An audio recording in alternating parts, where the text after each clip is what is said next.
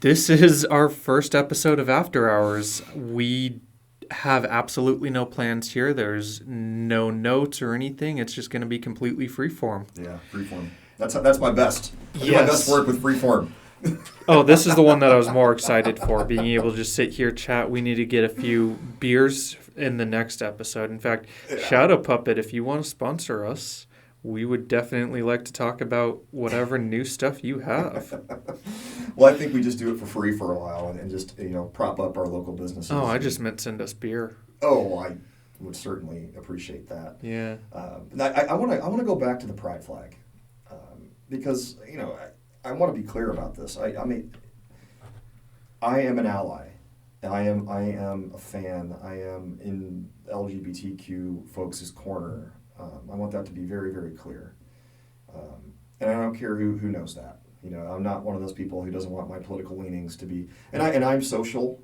I'm liberal on some things, right? You know me, Jake. And I'm conservative on some things. I'm a hard person to paint into a political corner. And I'm a center independent. I agree almost equally with both sides, and I disagree almost equally with both sides. Yeah. I mean, there's been some times where I tore you a new one for shit that you said. Yeah. And in the simplest terms, show me that the flag being put forth is an inclusive one.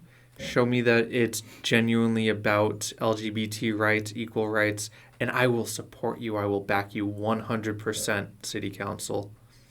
But go ahead. So for white folks such as you and I, that fist can be intimidating for some people. It's not intimidating to me though, and I'll tell you why. Technically, I'm a gypsy. There you go. We'll talk about that later. Yeah. I don't know what that means. But here's the thing, and people who know me well, they've heard me say things like, I don't understand white people myself. I just don't. Being a white person for 42 years, I should understand white people better, but I don't. I predominantly work in environments that are not white, and I'm more comfortable with that. You know what I mean? Mm-hmm. I married a not white person into a South Texas Hispanic Mexican American family, right? Yeah.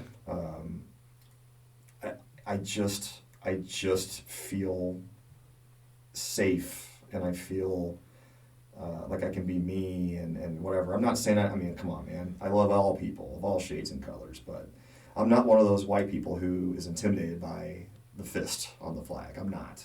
I understand where that fist comes from. It came out of a movement where it needed to happen.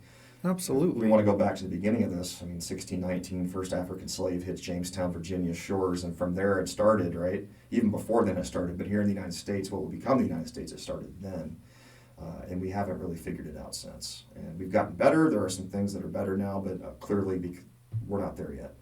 Yeah. So maybe people need to see that. Maybe they need to see that flag flying at City Hall to wake up.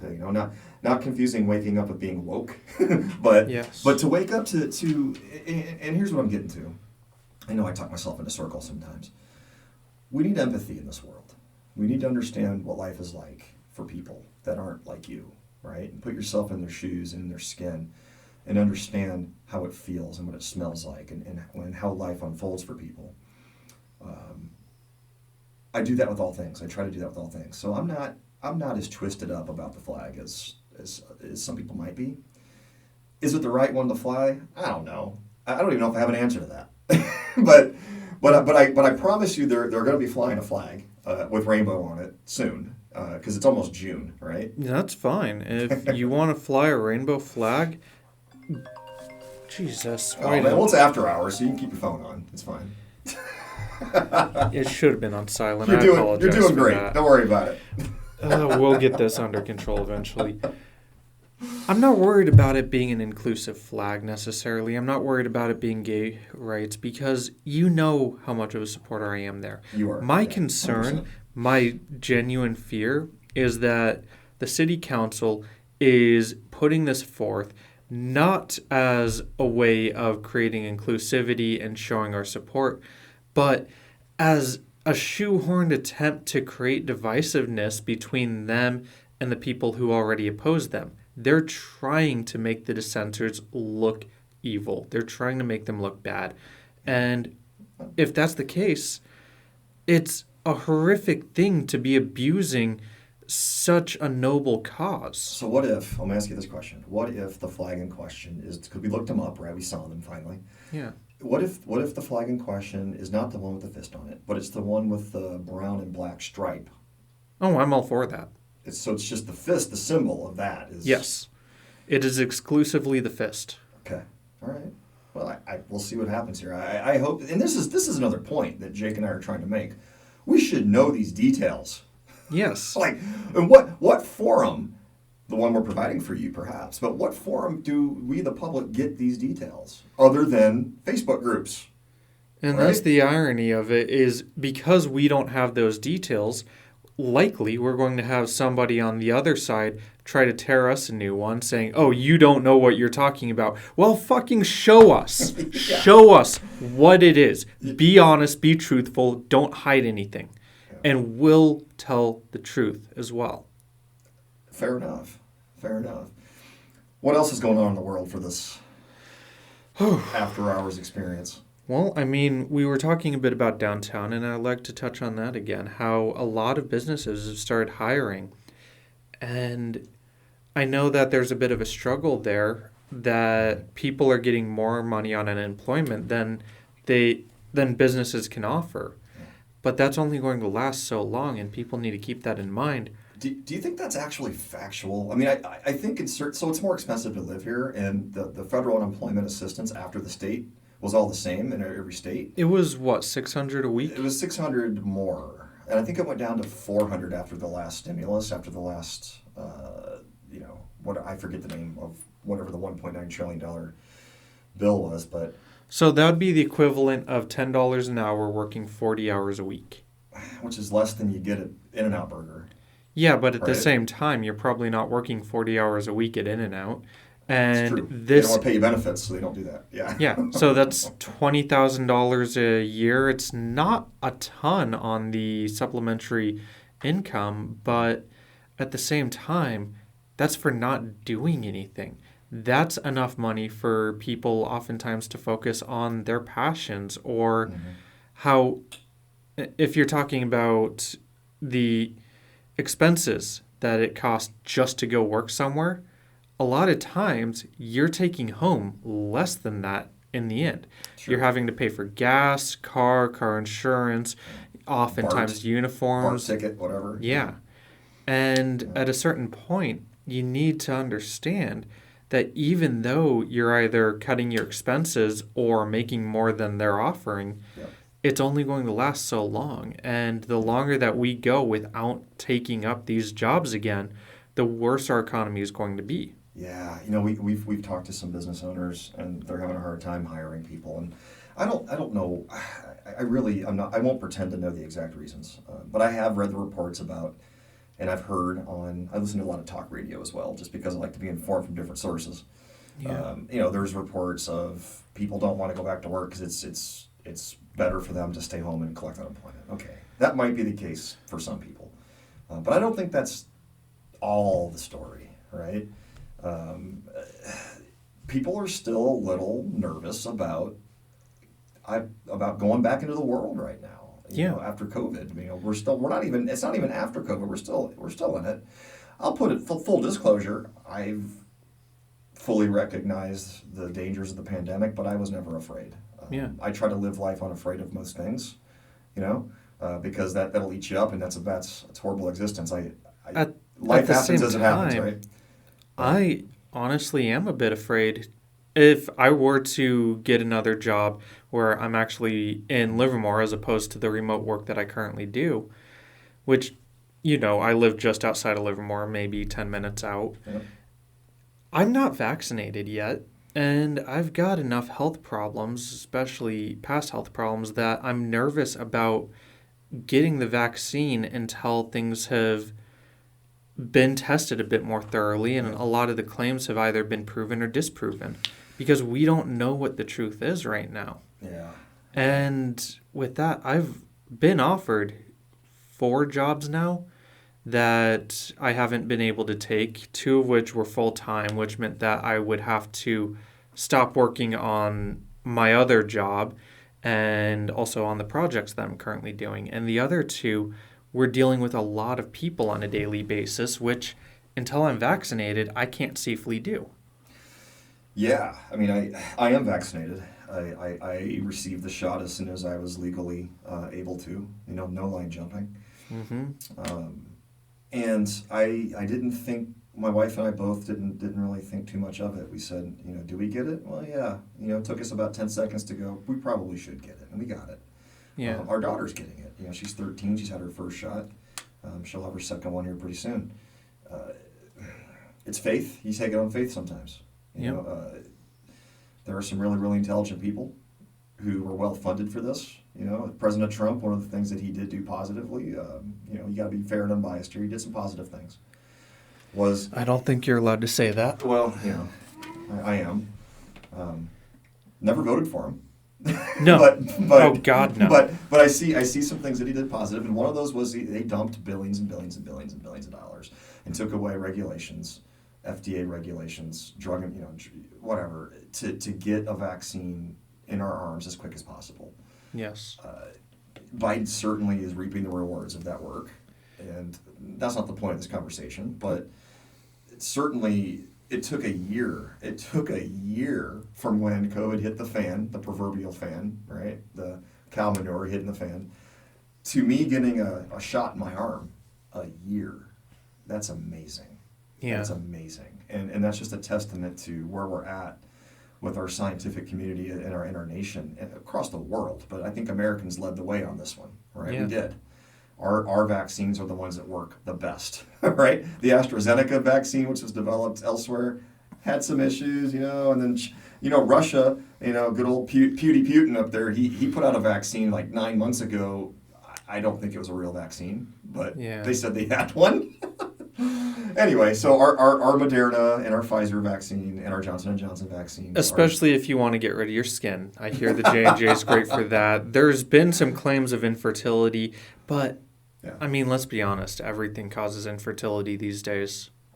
I think, look, it's just the law of averages here. Somebody will have an adverse reaction to it. Yeah. People have adverse reactions to the polio vaccine, and that's an incredibly important vaccine that we all take for granted now. Polio was a ravage on society for decades. I mean, it took the life of a president, put him in a wheelchair, right? FDR. Just incredible things polio did to our society in a negative way. And, we act like lockdowns are a new thing. We had lockdowns during polio. In the summer times, public pools would be closed for months because of polio, because, there would be an uptick. Polio was the silent killer. You just didn't know when you were going to get it. When you got it, it really messed you up. So when Jonas Salk developed the vaccine, everybody stood in line to take it because they were tired of polio. Yep. Well, fast forward to 2020, and look, we're not going to debate whether or not this is the most deadliest pandemic in the human history, because we know it's not. But it was deadly enough, and it scared us, and we haven't really experienced anything like this on this scale for over 100 years, right? Yes. The Spanish flu in 1918. Can we still call it the Spanish flu? I don't know. But the flu. Oh, no, that's okay, because Spain is in Europe. Okay, good. Okay, sweet. Please don't demonetize us. It scared us. It scared us to the point to where politics got involved. Everything gets politicized now. Right? We can't all just work together for the common good. We have to politicize everything. Yeah. Anyway, going back to our personal decision to take the vaccine, we took it on faith. We took it on faith that our people, our scientists, the people who developed the vaccine know what they're doing. They're using RNA technology, which is incredible, dude. It's tricking your body into creating antibodies, which makes sense. I mean, I'm surprised it took us long to get to that point. You know what I mean? I'm glad we're there, where we can invent vaccines to fight diseases without injecting the actual disease in our body. That's amazing. I'm all for it. Absolutely. Now, if I grow a third leg in 20 years, I'm a sue, but it's fine. No, you can't sue. There were if I remember correctly, there were policies put in place to prevent that. But on the bright side, if I remember correctly, you can sell a leg for what, like $56,000? I don't know. How do you even know that? Can you even Google how much is a leg worth? Let's see. I've got this. You're going to Google it? All right. While Yeah. you're Googling how much is a leg worth, I can't believe we're diving into these waters right now. I'll continue this talk about vaccines. Let's. Did you find it? I mean, by the time How much are they worth by state? No way. Okay, you figured that out. By the time you're 12 years old, you've already had, I think, like 3 or 4 vaccines injected into your body, right? Meningitis, measles, smallpox, of course, polio, of which, Jake and I are both Rotarians in the Valley. I'm in the Livermore Valley Club, and he's in the Dublin Club, and Rotary International teamed up with the World Health Organization a long time ago, and Bill Gates, Melinda Gates. 109,000. For a leg? Yeah, for a leg. But what do they do with a leg? Put it on someone else? Is that possible? I don't know, probably. That's weird, dude. It's actually worth more than your hand. Hand's 107,000. You figured a hand would be worth more because it has more moving parts. There's just more. Jesus. That's crazy.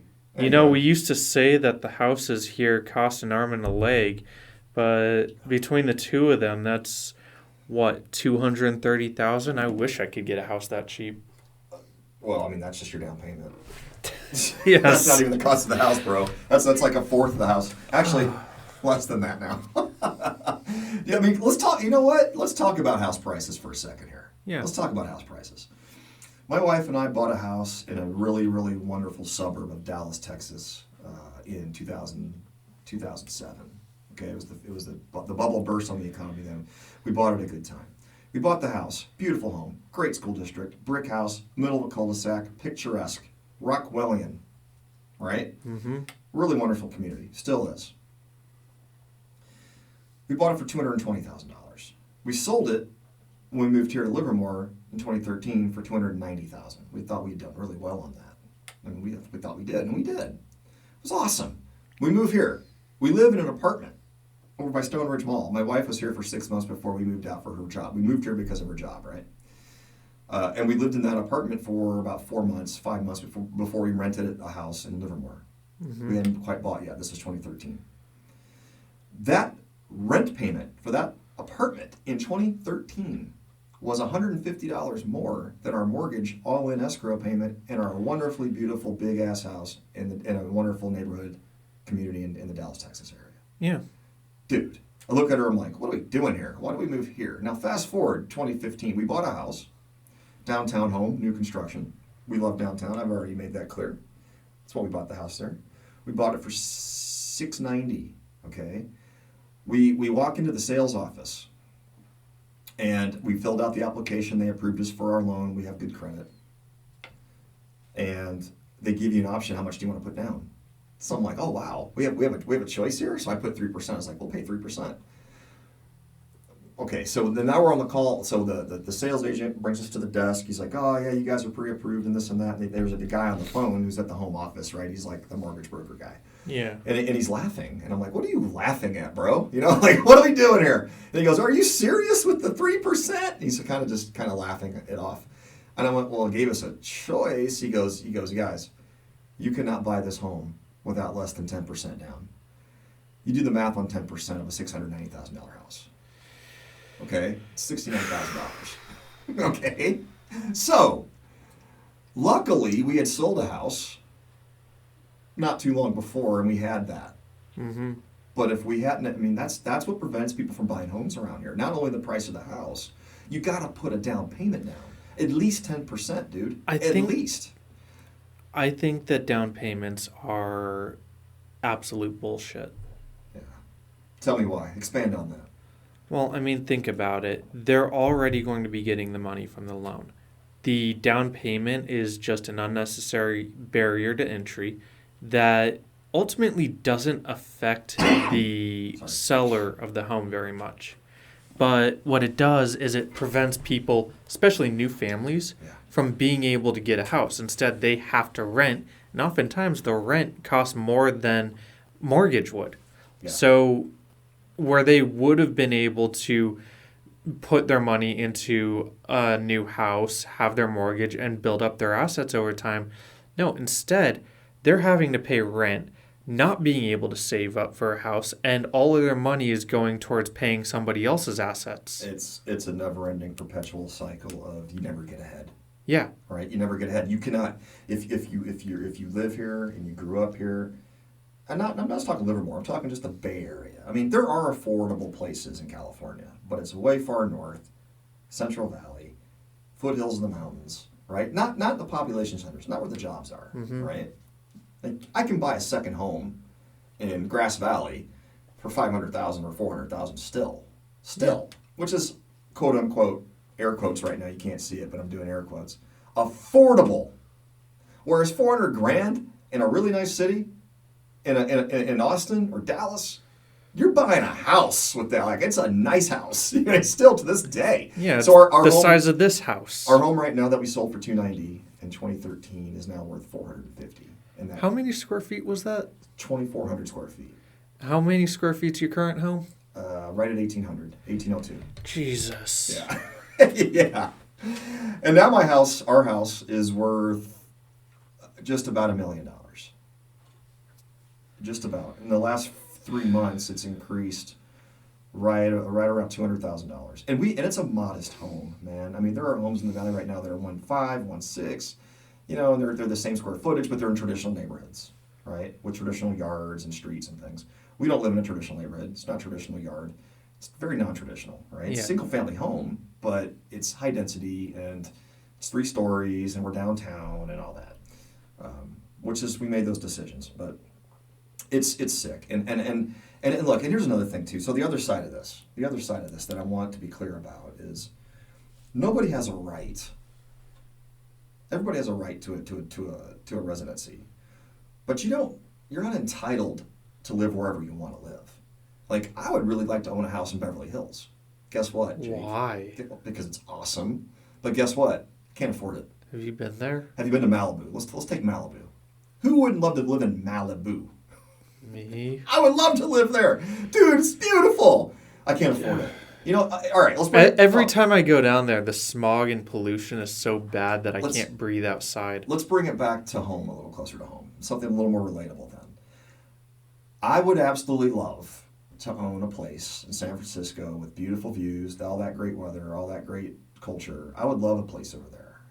Can't really afford it. I've lived in San Francisco. Fuck that city. Jesus Christ. Okay, then let's go with, help me out here then. Where is a place that you cannot afford to live? If Livermore. So I'll tell you my personal story as well. My entire life I've been moving around for financial reasons. My family, when I was a kid, moved around the country. My dad's job, he got laid off, whatever. We had to live where we could afford to live. And as an adult, I moved from Iowa to Austin, Texas in 2002 to start my career so I could afford more because they paid me better down there. And I wanted opportunity, right? And Livermore's not immune to this. I mean, if you grew up here and you can't afford to live here, you might have to go somewhere else first, make your nest egg or make your bones, come back. We couldn't have bought a house here if we hadn't sold a house in Texas. Yeah. There's no way. There's just no way. You don't start with a home here. You don't start with a home here. And you can't buy a home because you can't get the down payment together. Now I will say this. We are resourceful in California, and we do think outside the box. Here's what I mean by that. There are financial institutions that will loan you money, Jake. They will loan you money for your down payment. At what interest rate? I don't know the specifics, but they exist. So check this out. You're buying a place. Entry level in Livermore now is probably $600,000, right? Entry level. Yeah. Work has to be done on that house. So that's expensive. And then on top of it, to get your at least $60,000, we're not even talking about the money that you got to pay over asking if you want to really get to a house now. Forget that. That's a whole other conversation. Could be tens of thousands more. We have a good friend who's a realtor. We know him. We love him. He sold a house for $298,000 over asking in Pleasanton like a month ago. $298K over ask. Okay, back to this. Happy for him being able to do that, but Jesus, that is expensive. Jake, so you're buying a house, $600,000. You need $60K at least for the down payment. So now you got to go get financing for your $600,000, and then you got to finance the down payment. You're never, ever going to be on the right side of that loan. I mean, unless the property increases its value to like $1 million, which is very possible, and you refinance. But then that's a linear sequential order of things, though. Like, we just refied our house. Yeah. The payment, like, our payment was pretty damn high before we refied. You know, we refied at a really great rate, and we could rent the place now and come out ahead. Whereas before, we were paying more than we can rent it for, right? I'm grateful for that. I count my blessings. Not everybody can say the same, and it's tough to see.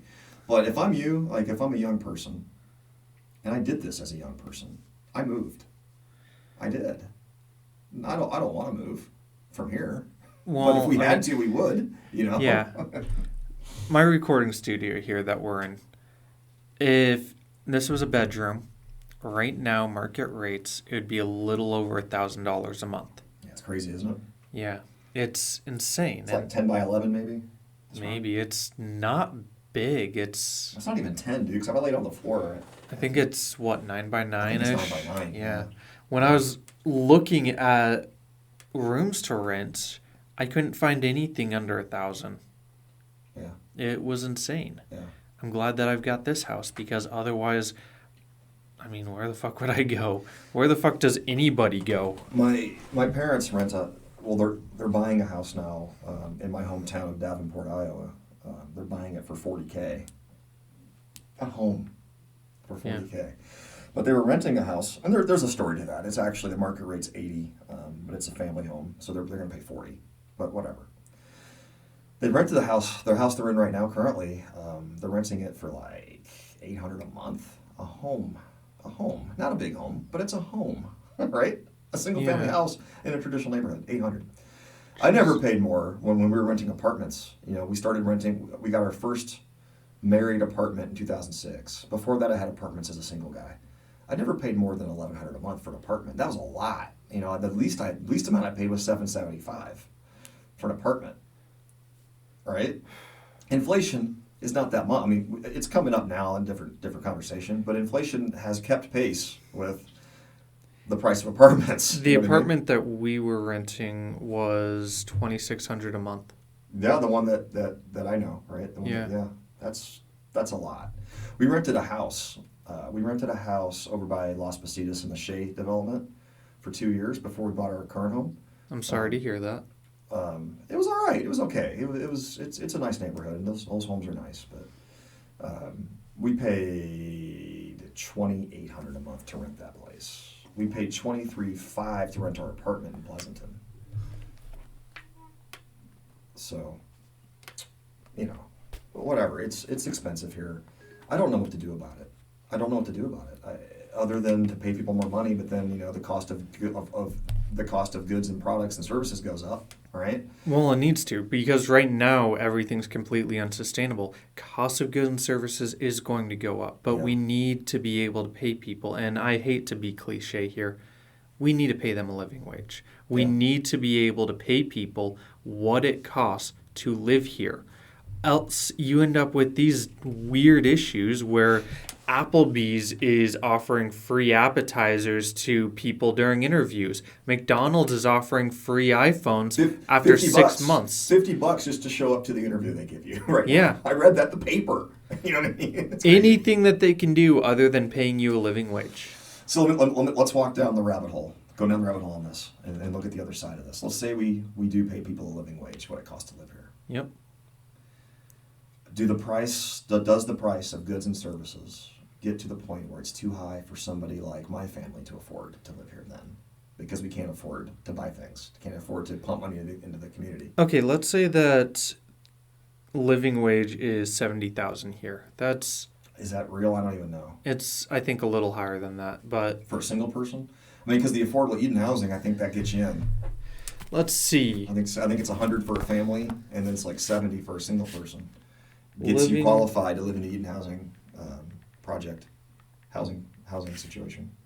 I hate calling it a project because I don't want to associate, project. Yeah, well, unfortunately, it pretty much is. And I have no internet now. Okay, so, anyways, let's assume 70,000 because even though we know it's not accurate, it's close enough.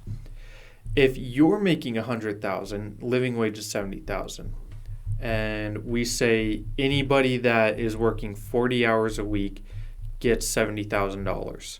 Immediately, you're going to be seeing a number of things, such as rent going up a bit.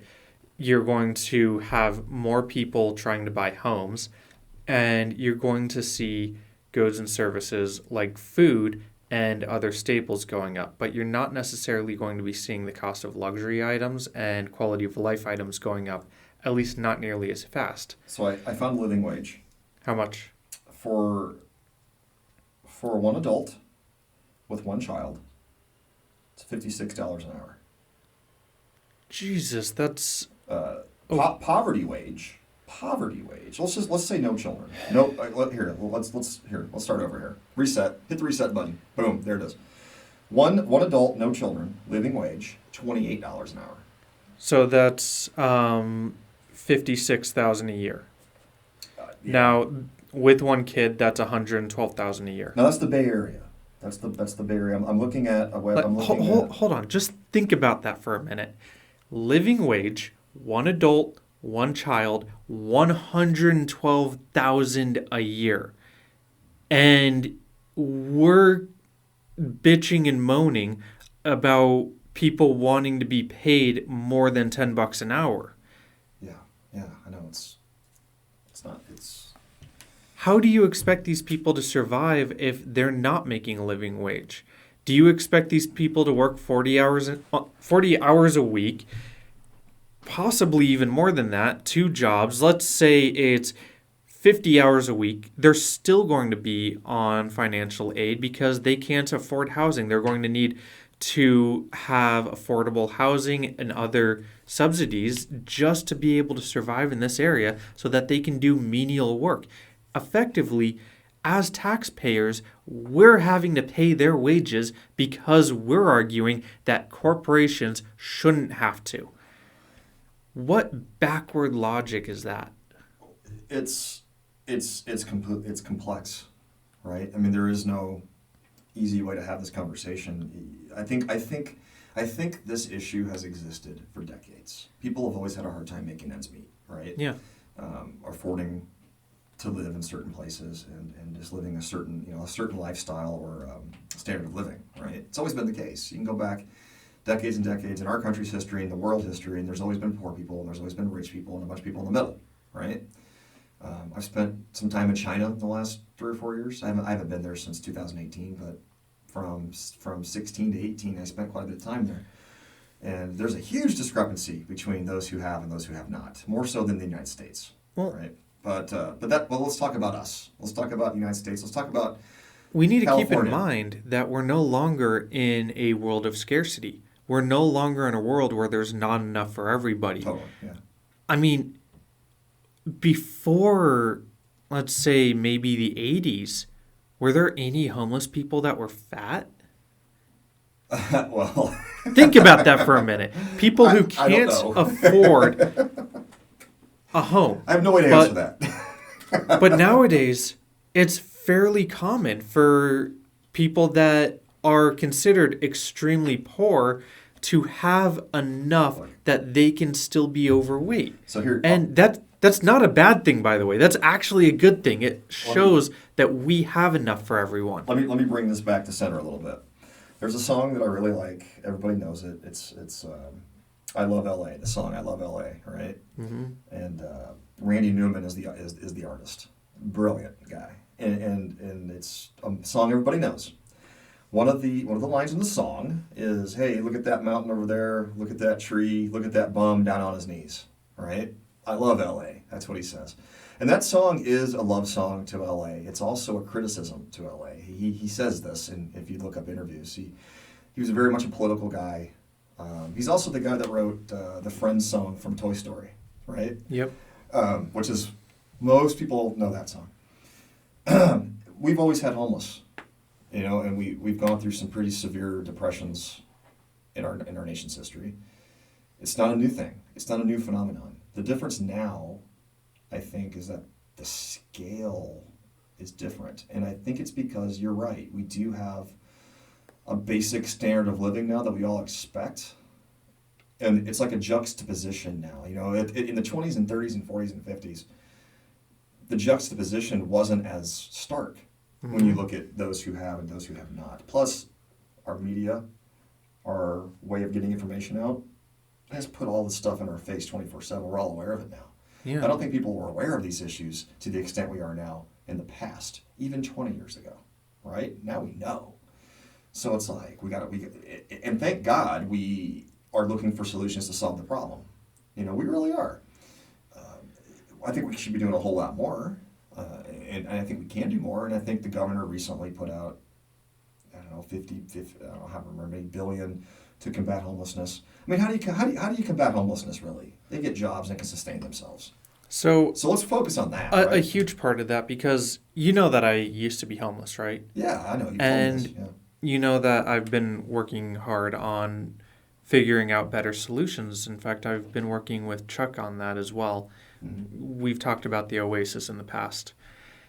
Anyways, the thing about it is majority of homeless people are not homeless because they choose to be. There's those few people with mental illnesses and all that. They need the most help. That's real, yeah. But the majority of people just need a reasonable bit of help, having some reasonable shelter, somewhere safe that they can call their own. Yeah. They need basic supplies, food, clothes, even a little bit of therapy and help dealing with the traumas and issues that they've been through.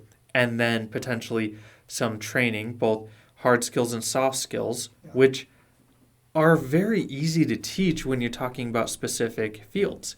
Yeah. And then finally, the connections to get a job that allows them to get enough of a paycheck that they can start saving up and building up to something better. So bringing it back to Livermore, we do a lot in Livermore to help our homeless population. And I'll tell you one thing that I know we do. We have 2 police officers that are dedicated. Their entire job, their salaries are dedicated to helping, not policing, but helping the homeless population. So I've heard stories from them. You know, at Rotary, they've given presentations, and they actually will connect the homeless people. Some of them live in their cars, right, and they can be connected a little easier to social services where they can get on their feet. We have many nonprofits in this area that will help homeless people or people who are close to homelessness, right? And Livermore, you know, look, come back to Eden Housing a little bit. That's part of the solution, affordable housing, right? Providing attainable housing for people. It's a good thing, right? We have other housing developments in the city and Tri-Valley and in the Bay Area as well that do the same thing. Eden Housing does a good job of what they do a good job of. They do a good job of this type of housing, right? Mm-hmm. So we're doing some things, but here's where I'm at with it. I like to solve problems. I don't like to just treat the symptoms, right? Yes. The problem, the mental illness and those factors for being homeless, perhaps being military and not having prospects and being mentally ill, PTSD, what have you, that we should be taking care of people medically. But for the most part, yes, you're right. I think it's a financial situation. People get down on their luck. They lose their job. They have no family to go to. Perhaps they're on the outs with their family and they're homeless.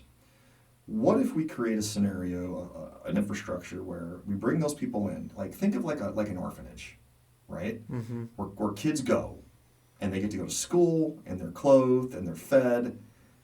If they're not adopted or taken in, they graduate and go into the world. Hopefully they get, it's not perfect. You know, I'm not saying that's a great life to live, but it's a process by which an abandoned child, right? And homeless people are abandoned citizens, essentially, okay? But an abandoned child can get the basic needs of life taken care of so you can potentially have a fair shake at life. Yeah. We should do the same thing with homeless. We should have facilities where they go, where we house them, we feed them, we clothe them. There's education involved. Maybe if there's drug and alcohol addiction services. And then we try to graduate them into life. You know, give them a fair shake at it. They need a hand up, not a handout, right? They need a hand up. They need somebody to help them. We can put money towards that. We spend so much money on dumb shit. Dumb shit, Jake. We're already wanting to do just that. In fact, when we were looking at investing for it, for the larger project as a whole, rather than that one aspect, that was actually considered a detriment. An investor legitimately said, how are we supposed to see a return on helping homeless people? Yeah.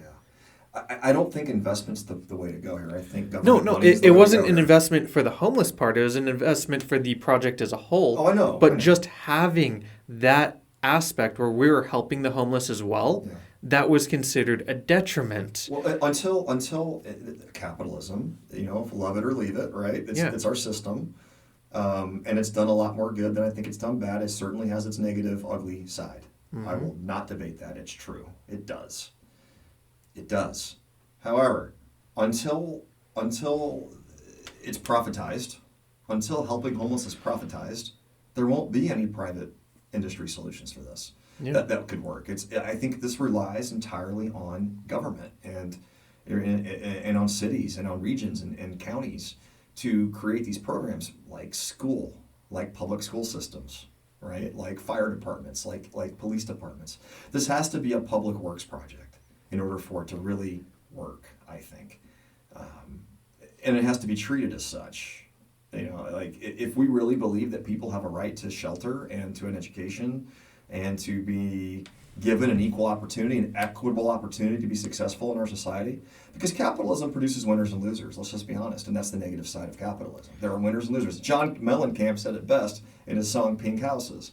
There's winners and there's losers. But at right? the same time, So, it's very much possible for capitalism with enough resources to make everybody winners. yeah, And that's my point. All Yeah. that requires, I don't see that being a government requirement, but rather incentives that essentially make helping others more valuable. Well, I think companies could certainly go out into the community and talk to the homeless people and do some recruiting that way and find the really, really intelligent people who are out there on the streets because they exist with degrees, right? For whatever reason, they're homeless. And recruit them because you're going to bring in somebody who's going to be loyal to you till the day is long. They're going to be, you can train them how you want them, and they're going to be grateful. And they're going to be very, very, very loyal, productive employees. If you right? really want those people, those homeless people that already have the degrees already, you don't want the companies going out there and doing that themselves. Come talk to us. We already have those connections. We're already in a position where we can do a little bit more good with a bit of funding. And a lot of different organizations, especially in this area, are in the same position where if you go to them, say, there's a lot hey, of nonprofits that can help with this. Yeah. We're looking for people with these types of degrees who can do these types of jobs. If you can help us, we can help fund you. Talk to those nonprofits, and you can actually make a huge difference. Not only does your money go towards helping more people than just who you've hired, those nonprofits are able to get you the exact people that you need. They're going to be more loyal than somebody that you got off of a job board site. That's just using your company as a stepping stone to the next job, right? Yeah. Yeah. And Which is okay too if that's you. Don't worry about it. But by doing this, you're going to be able to develop the loyalty. Most important part, though, for any companies that are listening, if you're going to hire homeless people, don't see it as a discount. Yeah. See it as an investment. Yeah. Because these are people Unfortunately, who know... this happens with our undocumented workers. Yeah. They get exploited. Yeah. And they're not treated well.